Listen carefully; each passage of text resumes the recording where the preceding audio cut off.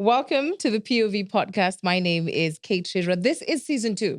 Season 2 is all about African stories, African leaders, and of course, all about Africa. And in season 2, of course, we have to have amazing guests. My guest today is not only a musician who understands what it is to be all about soul, but is a woman who is carving her own path in media with her own podcast and also in marketing, among many other things. I'm talking about Noni Mugera, who is also known for her music. Welcome to the show. Hey, hi. Hi. I'm so excited to be here. I've done intro and I feel like I haven't said everything. I've said all that I know. Noni is big on marketing. She's big in podcast. She's big on music.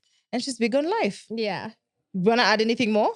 I'm a huge meditator. Oh, okay. Okay. I literally was just meditating right before I came in. That's really nice. Yeah, I'm too deep sometimes. So, but I wanna be like fun in this episode. You wanna let go? Yeah, I wanna be the fun version of me. Yeah? Yeah. Let's just get into it. How I met Noni. At that time, I think I was working at NMG. And right. I was on a TV show called Lit 360, and you were starting music. So then there was Lit 360 and there was Lit Music. Yeah. So it was a whole 360, actually, just like the show. It was a whole 360 covering musicians, covering how their life is going and helping them market their brands. Right. So you guys were going to studio. Did you get some training? We were. You were not. Child. I assume. Assumption is the right word. Okay. So we were brought certain artists and one of them was Noni. Right. That's how I met you. Yeah, that's how we met. Before I even came to learn about you doing marketing. So I'm like, wait, this girl is in music and she's doing marketing. She's doing too much. Let's go back to music and Lit Music then. Was that the first time you started releasing your music to the world? I think that's the first time that I was doing it publicly. Okay. Yeah. But then also I had an 8 to 5. I've always had an 8 to 5. So at that time, music was like a hobby that I was trying to commercialize. Okay. But it's not something that I was like trying to be a part of the industry. Yeah. Because like my focus was my 8 to 5 at that time. Because that was making you money. Yeah. Not really. It wasn't even about money. Yeah. I think it was more like I had a graduate mentality. I had just graduated. And I was like, this degree, and like I graduated with honors. Yeah. Ooh, okay, like girl. I'm low-key a nerd. I was top of my class. Okay. And I was like, this top of classness has to like make sense. So music was not making sense for me at that time. Okay. But then because I'm super ambitious, I was like, let me just try. Are we allowed to curse in this?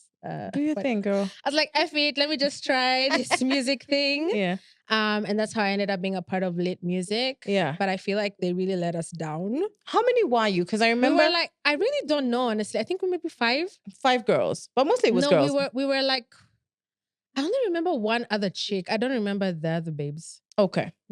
So what was the plan with that? They were just supposed to put you out on the platform. What was the initial plan? I think the initial idea was like to be like Soul Generation, like a proper agency for musicians. But then I feel like it was a proper strategy with a proper media, because NMG is huge. Yes. But then I really don't know what happened somewhere in between there. That's a backstory. Okay. That the team would probably be the ones to answer. Yeah, because as an artist, I had no idea. Okay. But so the only thing we ever really did was a photo shoot. Okay. That was really cool. They gave me like, there's a picture of me with like African Maasai. That's the only thing I really did with Lit Music. Okay. Yeah. And it was a good time for you to explore something new because you're saying you were singing privately. So I'm thinking that's showers, mostly showers. No. When I say privately, I mean like family events. Okay. Like people would book me for like their weddings. Oh, wow. Yeah, but like it's people who I knew, like people who knew I sing. Okay. So you've been, as much as you were not singing like to the world, commercially, you were still earning a few coins here and there. Yeah, and like good money. That's so good. Yeah, like there's people around me always booking me for stuff. Like sometimes if they have like a barbecue, they're like, do you want to come sing for us? And then we just drop you. Yeah. I think some of the biggest struggles all artists have is they really want the big stage.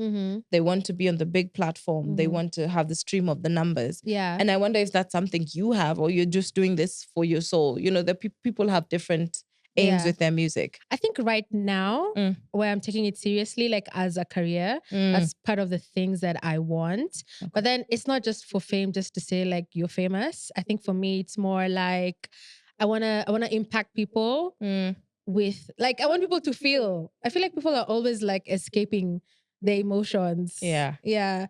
With all these genres that are fun, loving. It's fine to kudade. Yes. But We just like it's also have a okay good to time. feel. To go deep. Yeah, like let's have a balance. Okay. Yeah. That's what I want to do. I need to understand what made you take this leap to be like, okay, you know what? I think I want to go public with this music. I maybe want to earn something from it. Yeah. What made you want to take that? Because an 8 to 5 person sometimes are pretty even shy. They don't even want to be known for what they're doing. You're probably doing your thing and you just want to execute. You've done your numbers, you've done your KPIs. You know, I'm not such a corporate person. ROIs, You know, your ROIs, your KPIs, all these abbreviations, and then they come to us with these abbreviations. I don't get it. Yeah. But anyway, how does someone shift from KPIs, ROIs into, okay, we're doing music? Yeah. Yes. So firstly, corporate people are not shy. Okay. They're just afraid of losing their jobs. That was the thing, yeah? Yeah. Okay. You're just afraid you're gonna lose your job. So you like it's chinyamaji. And then most of the time there's moonlighting in your What is moonlighting? So moonlighting basically means in any corporate that you're not allowed to have another job other than the job that you have. Okay. So you can't be a chef during the day and a matatu conductor at night. Because of why? Because they want you to focus all your attention and energy on the task, on your KPIs, on your tasks, yeah?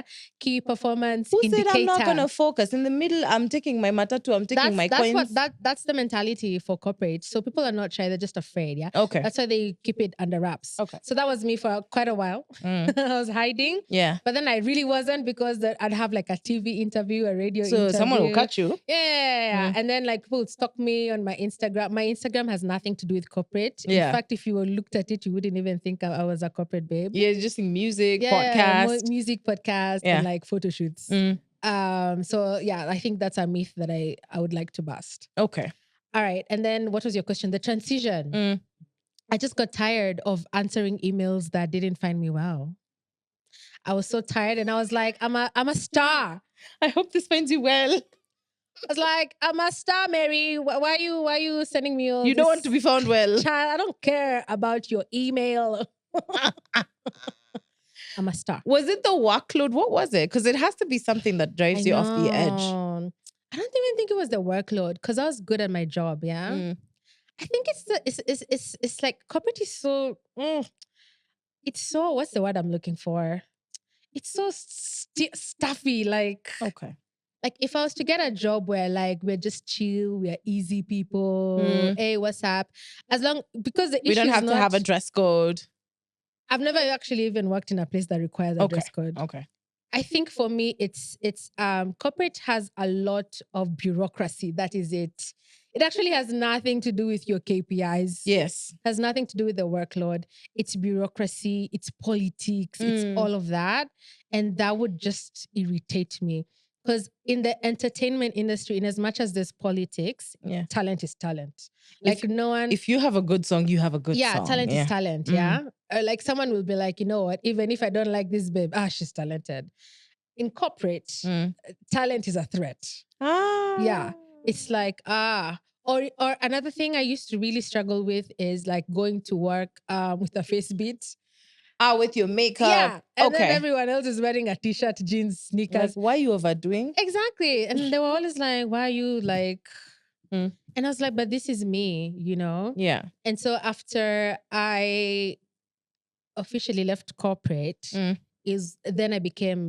I really didn't become, but they think I became, but I always was. Yes. So I guess when I embraced music and podcasting, it's sort of like, okay, now we understand why Lisa was struggling. Yeah, not even Noni. Lisa used to act, you know, we probably thought I was a diva, but really I was just a creative the whole time. I don't get the whole makeup thing and, you know, people being free, because if you come to work probably every 2 weeks with your bunch of flowers, you've done your makeup, there are people who walk into the office with shorts. I never understand what the problem is with other people, because I'm like, as long as you're doing your job. I would hate it if you show up like that and don't do your job. It's like, really, you could put more effort into your job. as much effort as you're putting in your Yeah. face. I think that's usually my problem. I really don't have a problem with the way someone looks or whatever have you Yeah. done your job? That's my Yeah. issue. Yeah. But I need to understand, how does someone survive corporate life? Because I feel like even though music is relevant, it still encompasses a lot of corporate. Yeah. You're signing contracts, you're All signing these deals, you're proposals. publishing music, Yeah. you're doing so much to make sure that your music actually sells. And I feel like that knowledge that you gained, you're using it now, no? Yeah, 100%. I mean, it's very easy for me. I already know what I want. I can even tell, like, when I go for a meeting with someone who's in a corporate, I know how to speak corporate. Yeah, there's corporate What is language. corporate language? Please teach me. There's corporate language. It's just, it's the way you present yourself. It's the way you say hi to someone. Oh, okay. As a creative, and that's why creatives have managers. Yes. Yeah, because creatives will are gonna come go, in. Yeah, they're gonna go there with a creative mindset.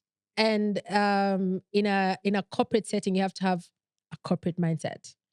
Damn. Yeah, it's just something you kind of learn on the job. It's like, how are you a media personality? I think there's that plus talent and things like that. But then with corporate, I feel like there's so many, even silent cues and there's so much backstabbing. There's so much slithering snakes. I don't have a better word for it. Politics that is so unnecessary that I kind of experienced, especially with my time at NMG. There's such unnecessary politics. I didn't get it. I was like, we woke up, we did our job. What's the issue? Yeah. What more is the issue? Is the job doing well? Are the numbers doing well? They are. Then what's the problem? I think a really good thing and this is something I learned when I was starting out. Yes. Have a great mentor. Okay. Yeah, because they're going to show you and help you go. Because usually when you're joining an organization, no one really tells you how it works. Yeah. Everyone is really nice and sweet. Everyone's doing their own thing. Yeah, but then down the line, you're like, Mary's a little shady, hey. Okay.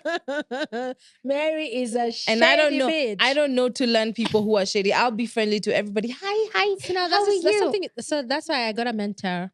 Okay. Yeah, I've always had a mentor, same mentor that I have. He's called Wale. And Wale taught me the ins and outs of corporate. It's a whiskey date.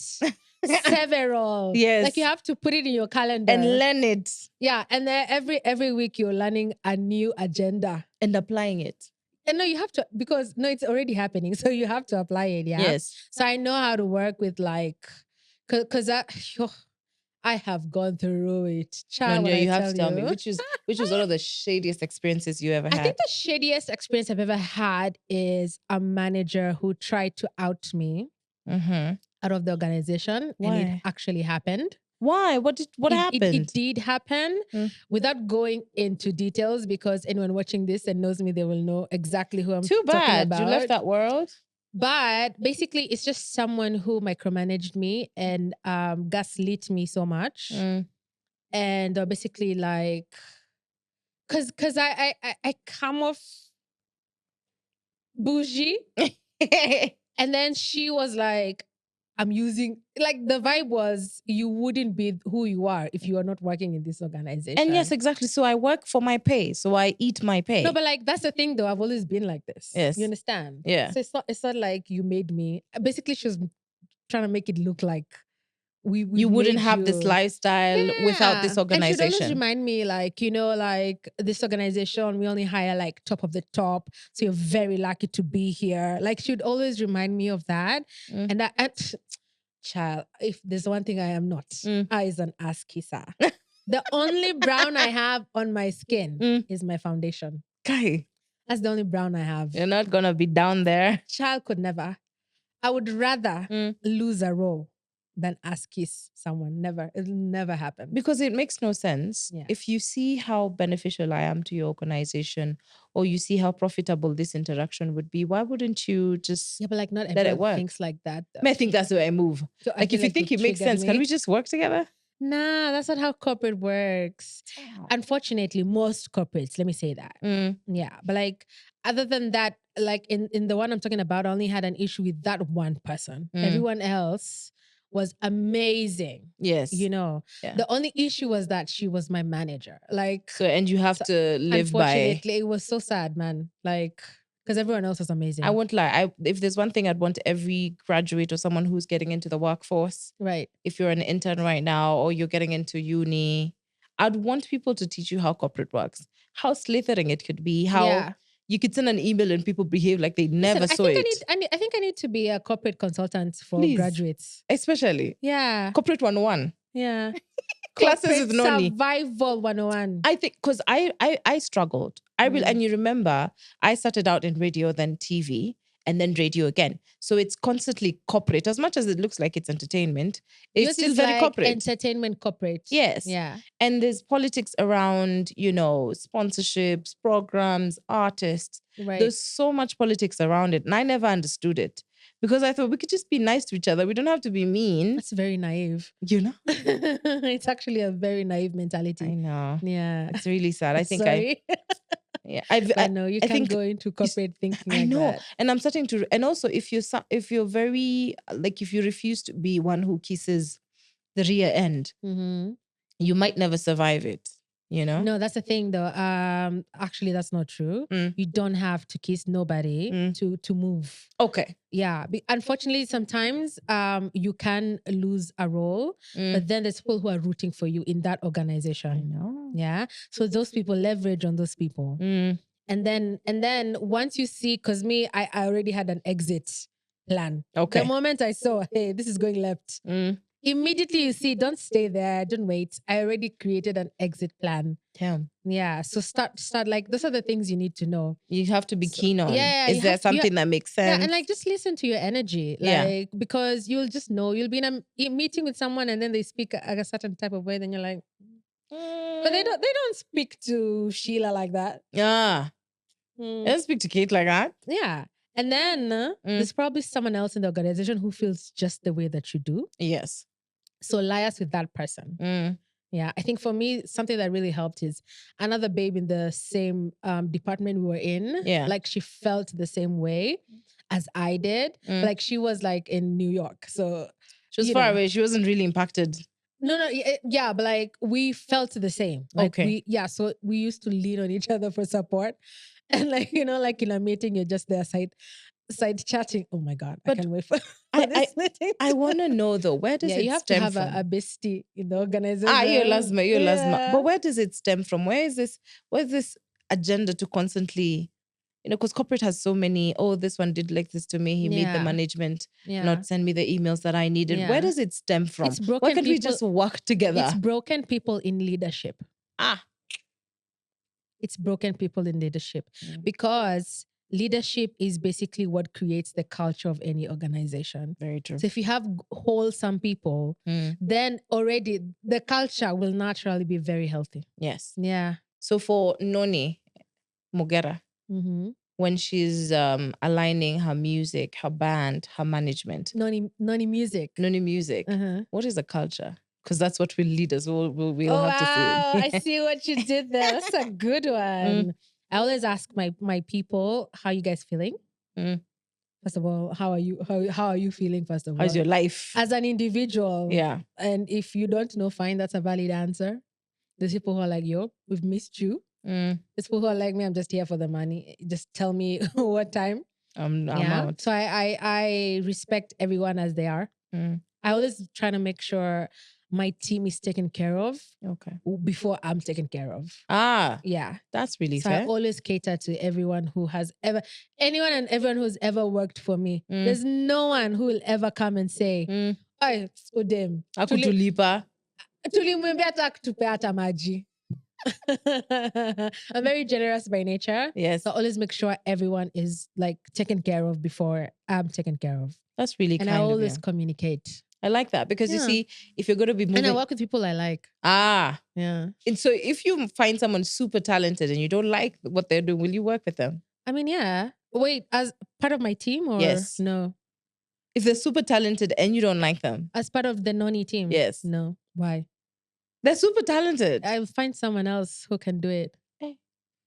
I have to like you for you to be in my team. Yeah. Because you're basically a representation of who I am. So why am I dealing with someone who I don't like? It means there's a part of me I don't like that is basically attracting you to my team. I like that. Now, if we're in a show and you just so happen to be performing in the same show, that's something that's not really like in my power, Mm. that's fine. We can always, I mean, I've worked in corporate, I've worked with people who I don't care for. Yes. Like if their house was on fire, I'd probably just pass by, take a selfie. Oh my God. Maybe bring like Noni the savage. yeah, no, that's Lisa. Lisa Lisa is a yeah, savage. Lisa is very Noni is a savage. sweetheart. Noni is very soulful.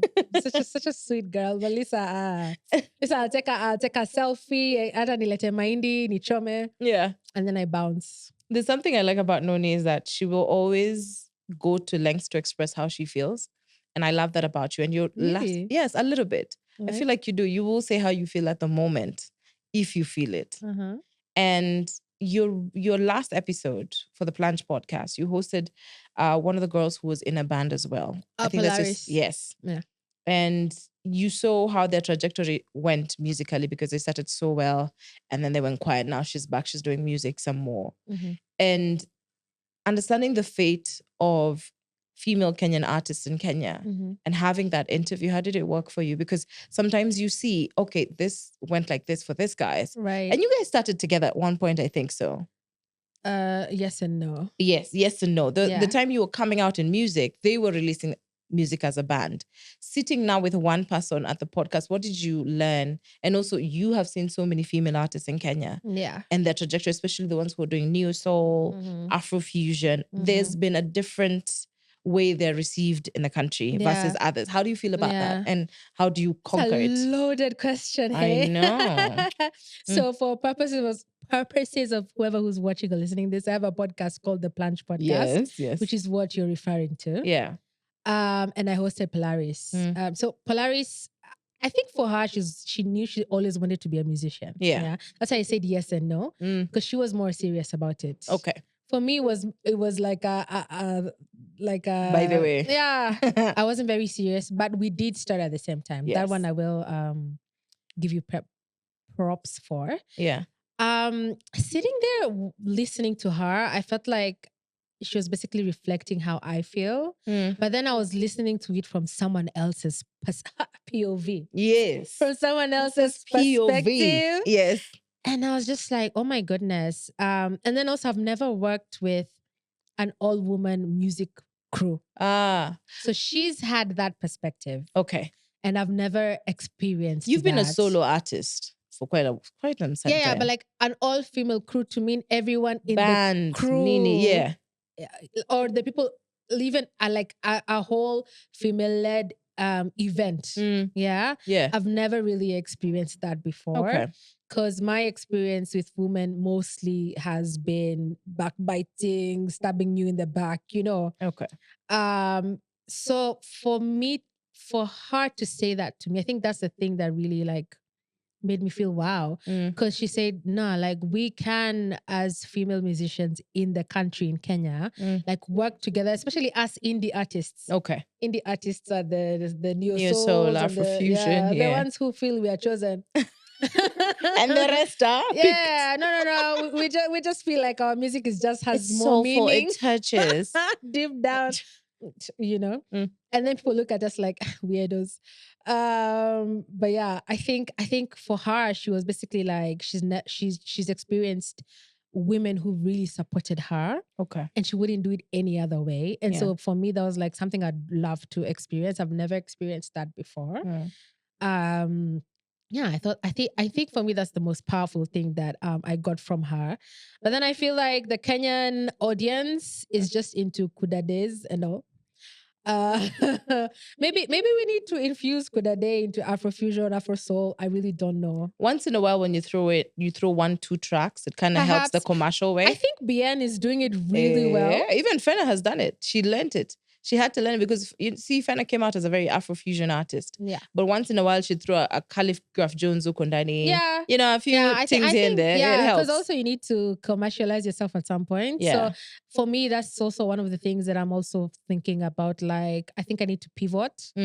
And that's just some of the conversations I'm having with myself. That's really nice. I like that, being conscious about where you are and where you're going. Yeah. It's really beautiful. If you haven't checked out her podcast, the Plunge Podcast, it's beautiful because it goes deep, and it actually started as a way of talking about her therapy sessions. It's sort of a therapy sessions.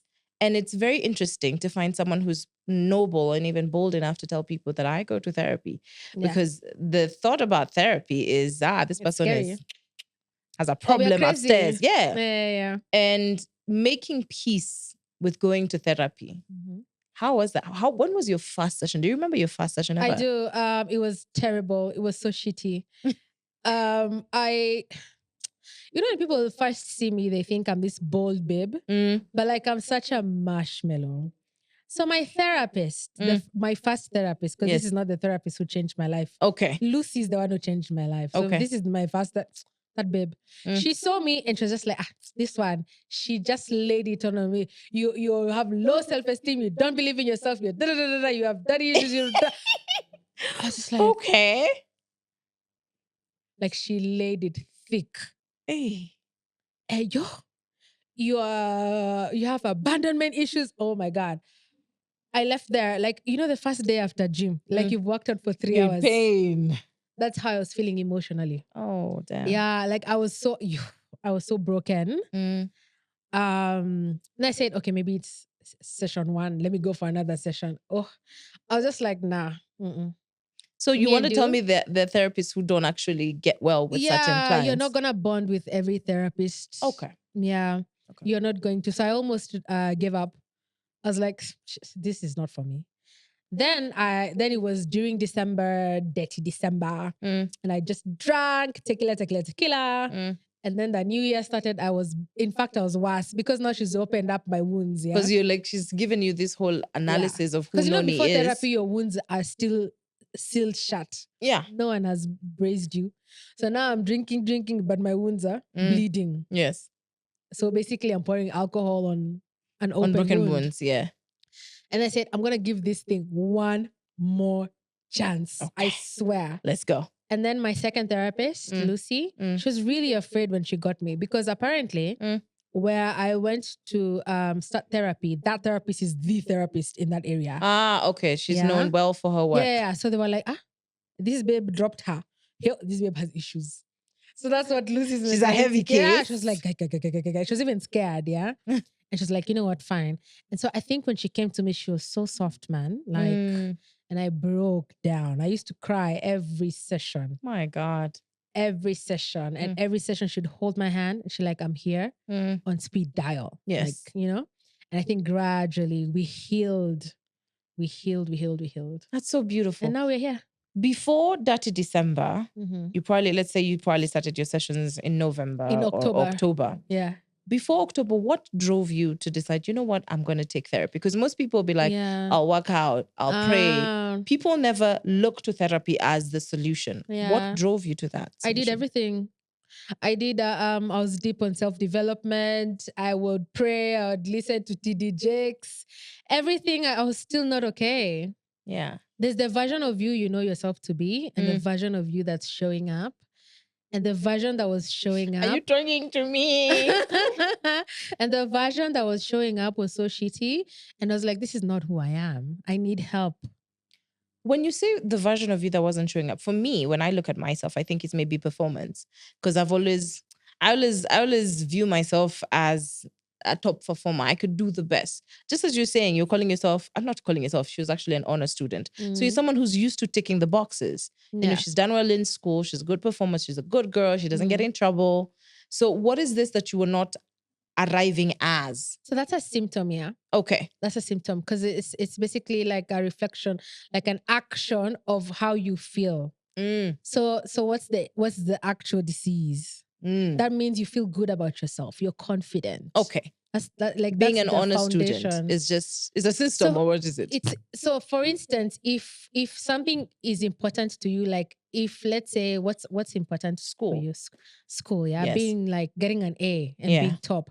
So that means then inside you, then you're a hard worker. Okay. And so that value is the one that pushes you to or you're ambitious. Okay. That's what pushes you to become an honor student. Yes. So that's like a symptom of who you really are. Okay. So now I was struggling with who I was. Because for me, it's not an action thing.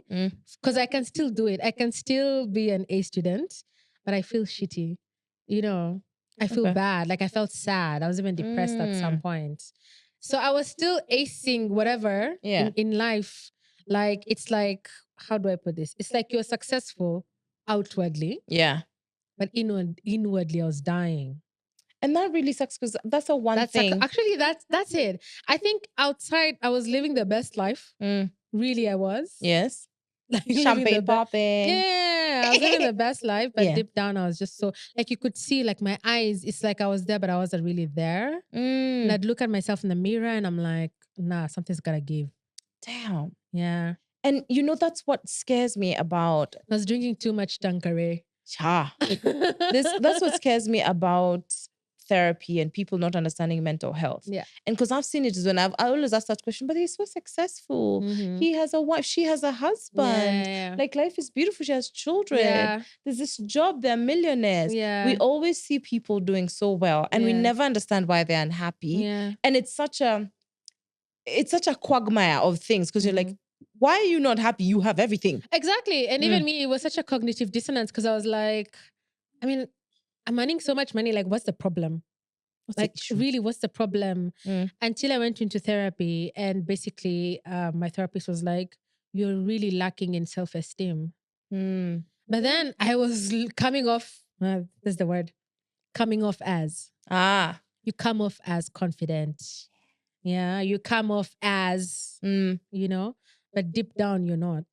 When you're at home, when you're at the most naked version of you, not physically, like when you're alone and you're vulnerable. Child. Yeah, because I would really cry, I'd be really sad. Like, I would just zone off in my living room, just watching a very beautiful view, but not there. I was like, I mean, I wish I could enjoy this view, you know? I think it's beautiful when you find yourself in therapy and it kind of helps you. You Yeah, feel but like therapy is tough. Yeah? Yeah, you're gonna. There are tears? No, you're not even tears. You'll it's tough. It's not for the faint-hearted. Therapy is T for the word. That's why it's such T for tough. T therapy. And I wouldn't like. I hear people go for 2 sessions and then don't go again. Yeah, no, but you have to know why you're going. You have to know why you're going. I'm so scared to do therapy. Also, remember what I told you. I did 4 sessions and I quit. Oh, and then I came back later. Yeah. Also, get someone who gets you. And the only way you can do it is trial and error. It's just like dating. It's just like dating. You have to date your therapist. Yeah. Until you guys are in sync and you understand one another. This is not a high school sweetheart situation.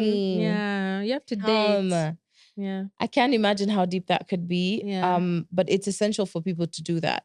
So when you've gone to therapy, do you feel like people saw a different version of you? Yeah. Later after some sessions? You know what? It's two-way. There's people who just stopped messing with me completely because now I'm a new version of me. I'm not the old version. I'm not the old Lisa. Yeah. And they were used to that babe. Yes. So all those people, I didn't even cut them out. They just naturally They left off. They just fell off. Yeah, they just fell off. Yeah, it's like losing weight. Literally, I lost a lot of emotional weight. I lost a lot of emotional weight. Yeah. People who are just sometimes I just be like, why was I friends with this person? Yeah, why was I even hanging out with this crew? You know, not that they're bad people, but they were bad for me. Yes. Yeah. And they were fueling that version of you that was not healed and all that. Yeah. But can you fully say that you're fully healed? No, you're always healing. Okay. But then what therapy does, it gives you coping skills. Before therapy, you don't really have cognitive coping skills for you. You can't just wear black just because everyone looks good in black. Like, you need to choose the black that looks good for you. So that's what therapy does. It gives you coping skills for yourself so that you're constantly healing. Even now, I'm going through a whole new industry. Yes. You know, I'm like an intern right now. Now in music. Yeah, I'm an intern. Yeah. Literally, I'm an intern. So you're learning. So imagine a whole senior, someone who was once a senior, now I'm an intern. Senior marketing manager. Yeah, now I'm an intern. Now I have to, you see, now imagine if I hadn't gone into therapy, I'd be going into like a music session knowing, child guys, I know how to sell music. Yeah.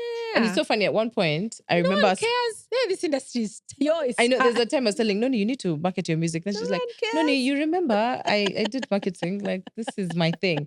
But I'm like, girl, I've been doing music for a while. I need to tell you how we do this. Yeah. You know, but I'm so glad that you zeroed down and said, you know what, I'm going to start again. Not everyone does that. It's very hard also. But you see, I've had the my therapist has really helped me through it. So I can't say Ati, I'm this strong babe who no, someone just held my hand. Do you feel like you could have stuck corporate?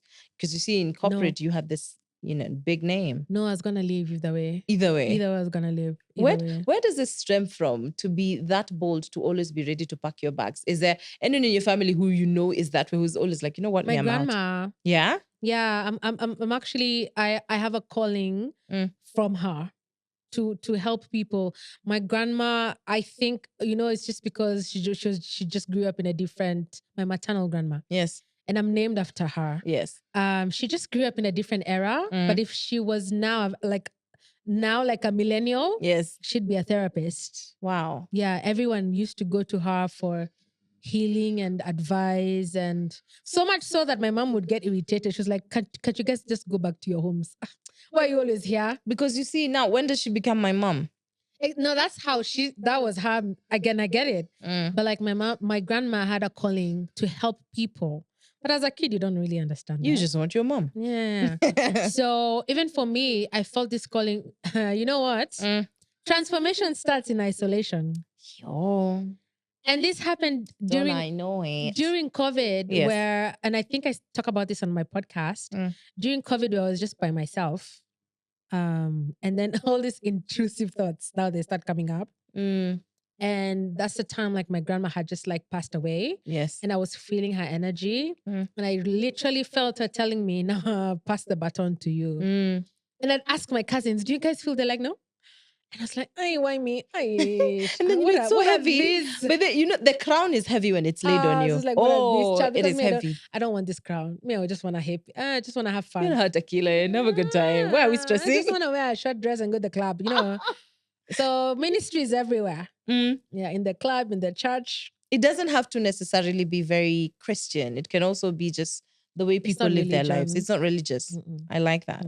I like that because you see, I think we've really defined a lot of things with religion, especially in our country. And that's how we've grown up. We have to go to church. In school, we have to go to church. Yeah. But then I like the fact that Kenyans are realizing not everything pertains to religion. Everything is almost spiritual, but not everything is religious. Yeah. Because I feel like religion is too many laws. And me, I'm a what's the word? I'm a rebel. I hate laws. Yeah, I hate. That's why corporate has never worked for me. Okay. So if I was to work in an organization, because I have nothing against marketing and comms, if I was to have an organization that like is not so stringent on rules, like as like you're saying, let's just work together, have fun, take nice. shots.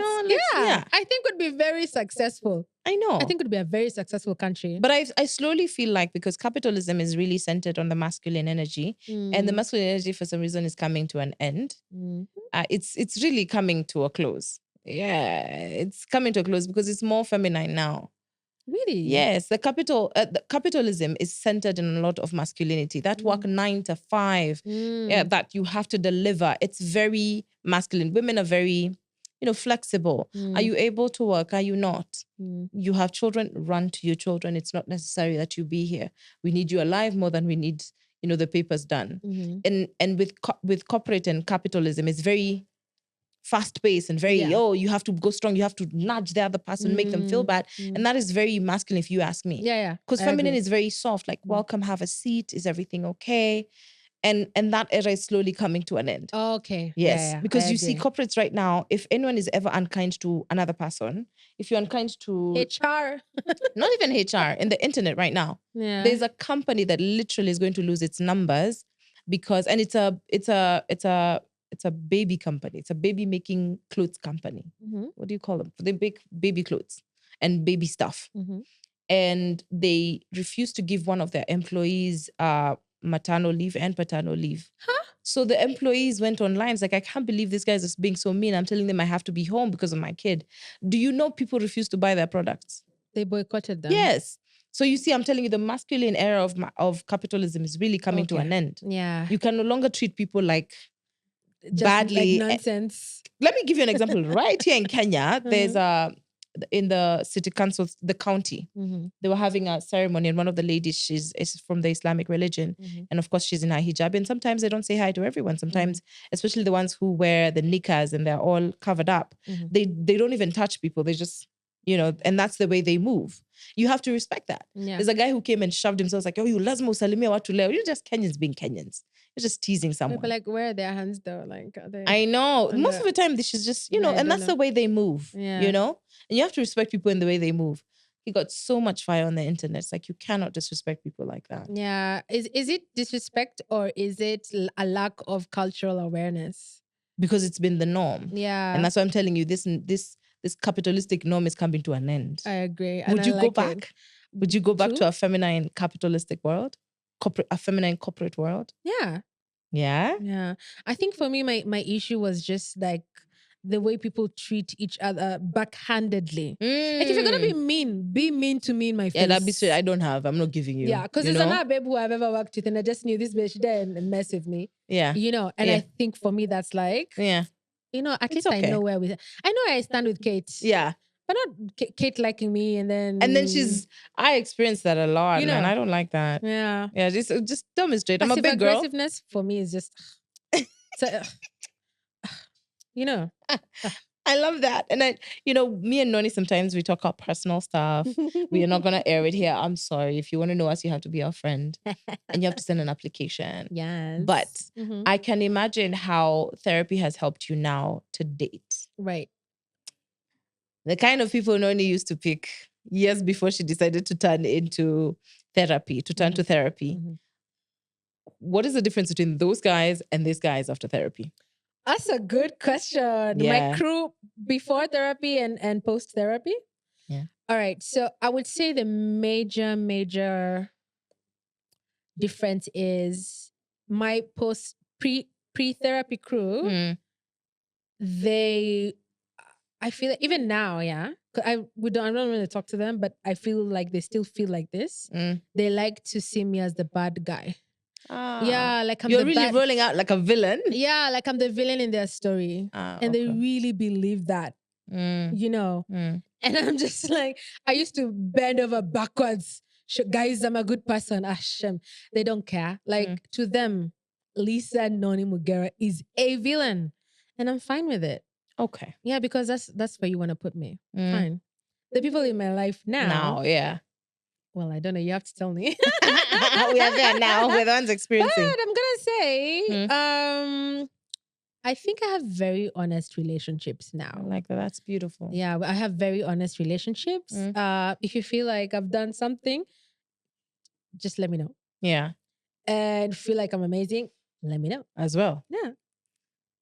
Do you feel like sometimes when you do therapy, and then also they're a reflection of my healed version as well, and I like that.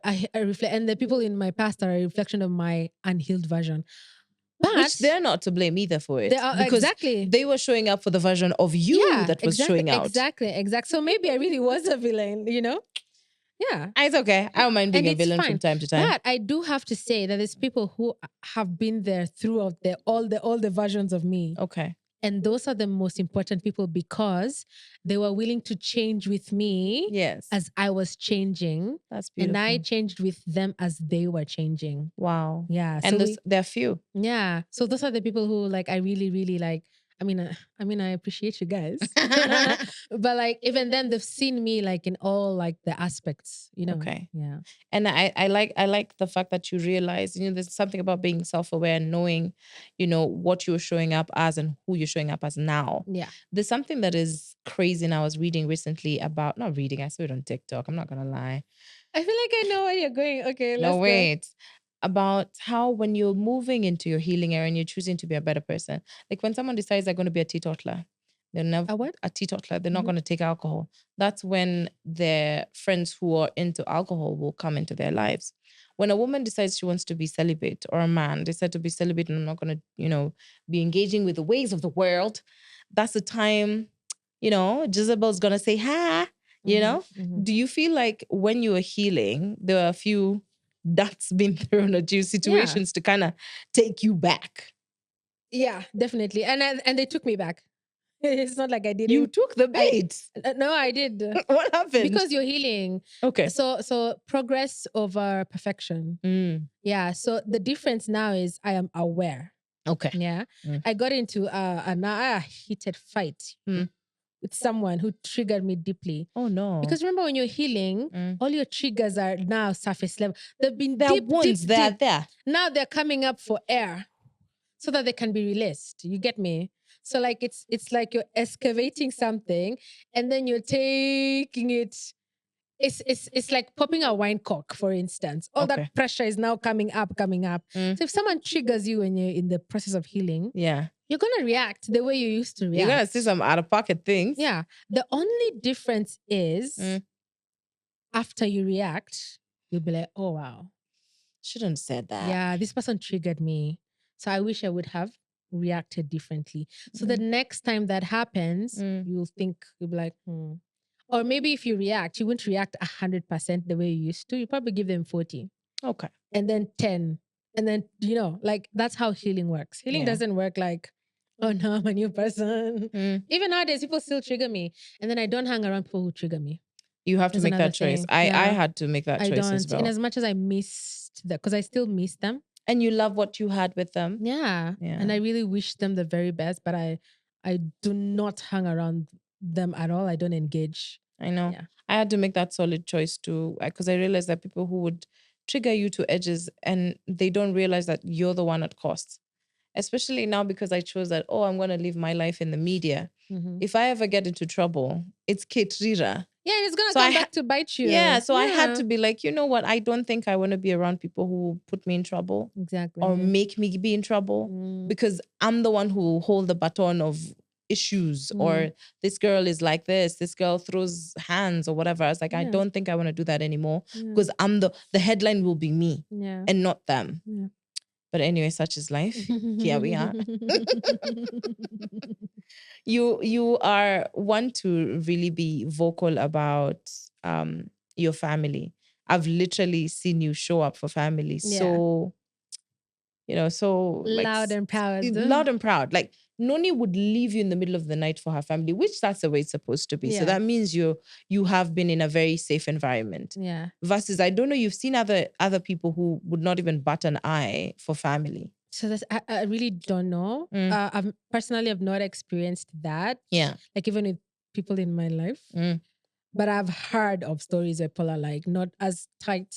But like we're all best friends in my family. Yeah. Yeah, we're all best friends. So how come when you guys have been in such a beautiful environment, how come you'll come out with any other issues and feel like, there's an imbalance, or I'm not happy.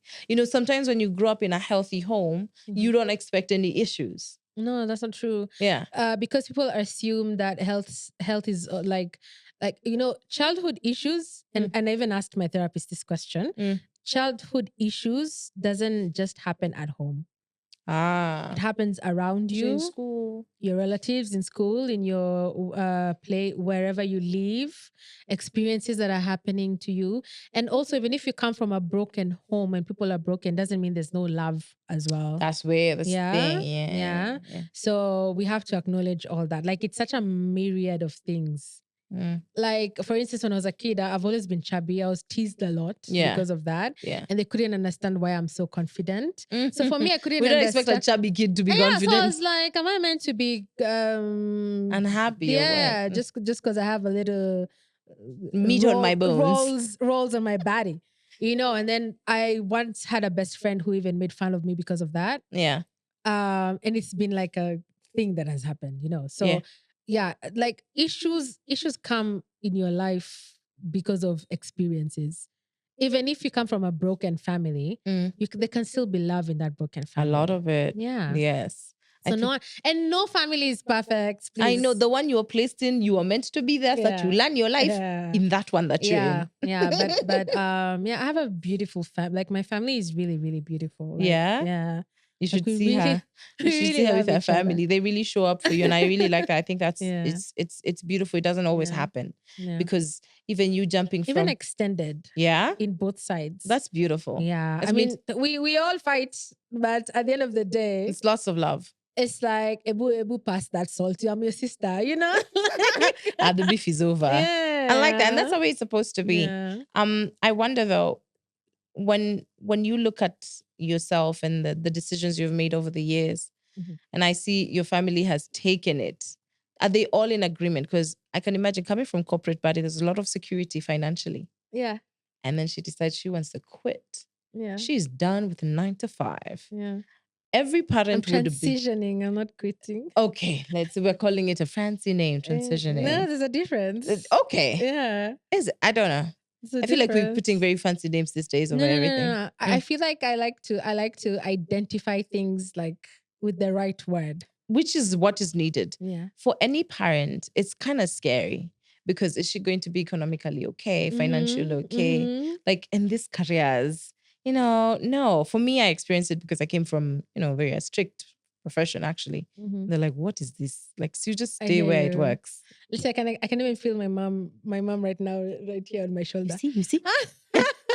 And then also, my parents, like they invested so much in my education, so you can imagine. And then I graduate top of my class, and then like they're like, what is this? And then also my siblings, like they're in very successful organizations in like senior positions. Wow. So you can imagine the pressure. Yeah? They're in that corporate life. Yeah, you can imagine the pressure that I've had, and my parents have also had very successful corporate careers themselves. Yes. And then I'm the black sheep in the family who's doing music. Yeah. But the thing is, and this is why like I feel like women really create the agenda of the home. Because my mom said, I just want you to be happy. Wow. Yeah, I want you to be happy. I like that. Yeah. I mean, and then there's a phrase she says, it's a funny phrase, but like it makes so much sense. She says, don't dream your life, live your dreams. Yeah. So she's like, whatever you do, be happy, but like also like make sure you're living out and you're comfortable. Pull up selector.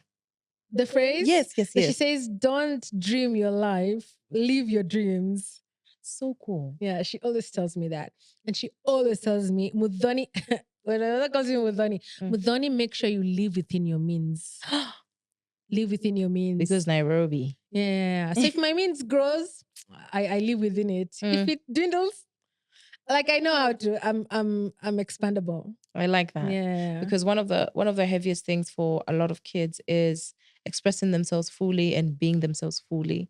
I was seeing someone who really wanted to be a jazz artist, but seeing how they struggle sometimes to make ends meet, he would never do it because no one would ever take that. They wouldn't even understand jazz what? Playing a saxophone, why? In their family or where? In their family. Okay. So you see they're stuck in this unhappiness because, there's no one who will ever defend you.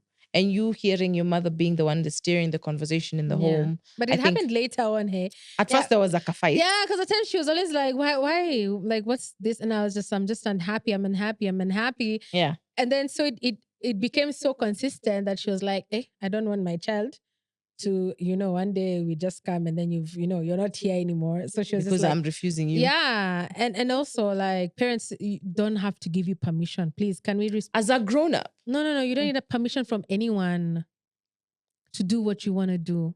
You don't need permission. I think I've lived my life hiding a lot. Yeah. And then I do so well, I can't hide it anymore. Now it's in the papers. Like, I have to tell you guys also what I actually I've do. I've always been a rebel. So either way, I rebelled. This rebel who's doing so well in school, I don't get it. Because I like reading. I'm a nerd. Okay, so that's where... So rebel doesn't mean like I get bad grades, hey? I'm just against the structure. Okay. Don't make me read at 7. I'll read at 5. Yeah, exactly. I'll still read. There we go. That's it. I'm against the organizational structure. Don't tell me when to do it. So... Sorry, so is that how you actually live your life? Yes. You don't have to have breakfast at 9 a.m. No, why? Even though everyone's having it at 9 a.m. No, why? Like what rule is there that states breakfast should be had at 9? You understand? What time do you want to have breakfast? When my stomach feels like eating. Oh my God. So that's what Free I'm against. will, eh? And that's why I really loved USIU. Because like USIU was just like create your class the day you want, the time.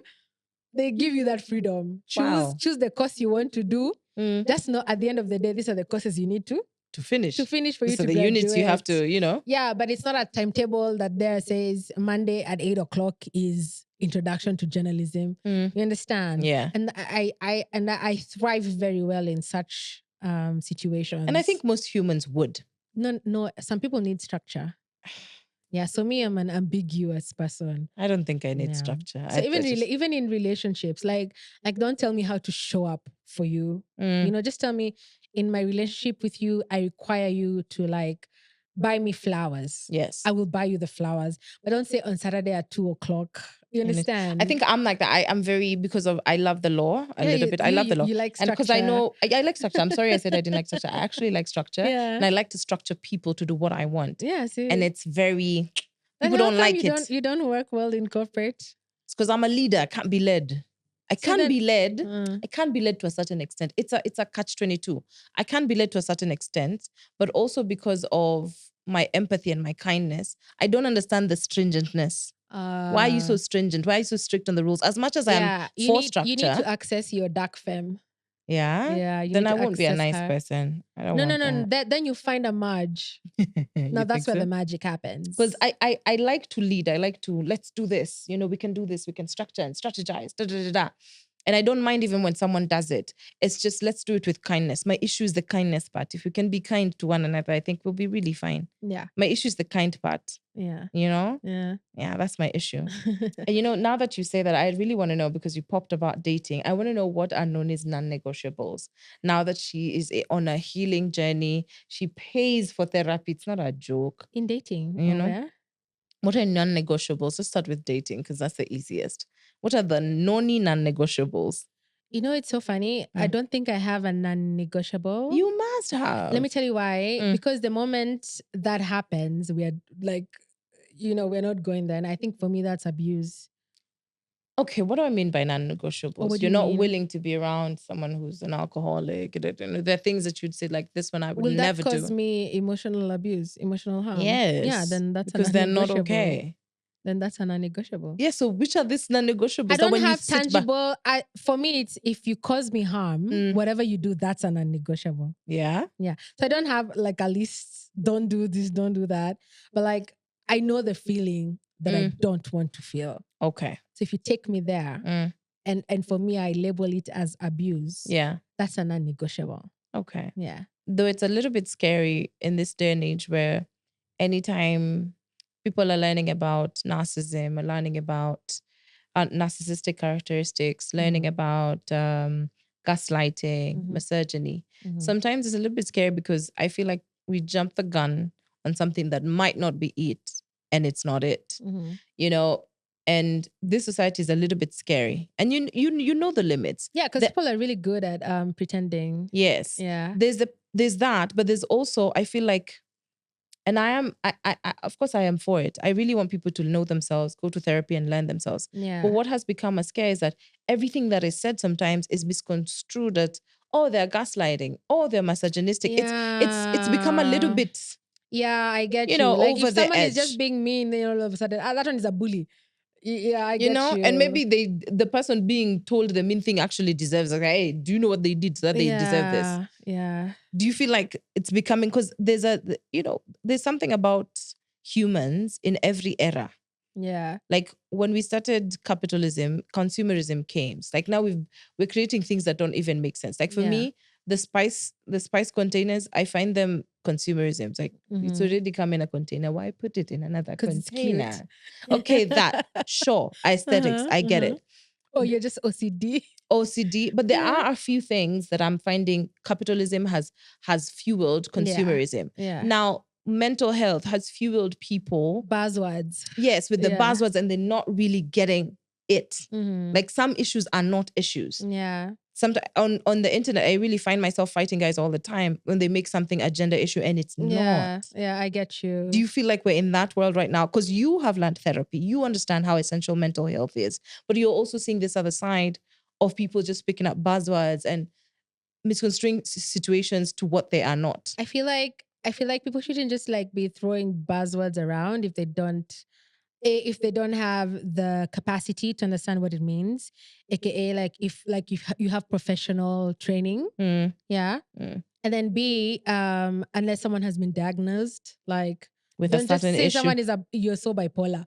Ah, You know, it's like bipolar. no people be saying that. I know, and then because bipolar is a serious No, but issue. people actually say like, "Hey, this babe, hey, the way she's acting, She's giving bipolar vibes. it's giving bipolar." You know, and it's just like if they knew a bipolar person, they would never want to sit around them. exactly. It's So that's bad. what I'm saying. Yeah. Unless you're actually trained to tell this person is giving bipolar, and you wouldn't even say it like that. You know, you'd put it with care, and you understand.